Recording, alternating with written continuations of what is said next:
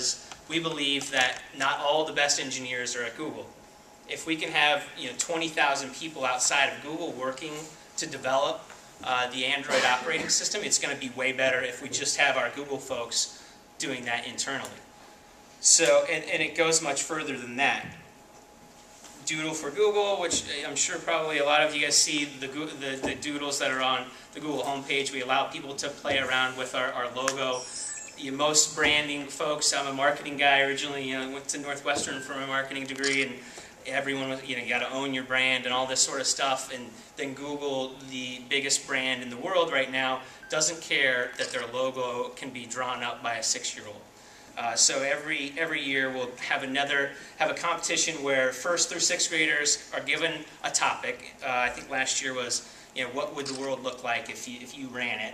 And then they draw their Google Doodle, and then millions of people vote on what logo is the best, and then we run that logo on the Google homepage for 24 hours. So the 6th grade girl, Kristen, her logo was seen by hundreds of millions of people, which is pretty interesting for her. And then from a marketing standpoint, it's really great because it's really engaging for these kids, and it makes them feel part of the Google brand. Android Market, I've mentioned that.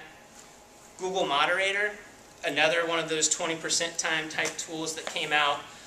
Google Moderator is just a very simple tool that we use internally for when we have larger, like Eric Schmidt meetings. We're all able to submit our questions, and then we all vote on what questions we think are good or bad. So the best questions bubble up to the top. Eric will answer them, Larry will answer them, etc. And it's a really interesting way to see what everyone across the world, because it's a global tool, what they're thinking about, what they're worried about.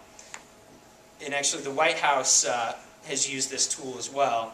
I think when Obama first came in, he asked people to submit their questions.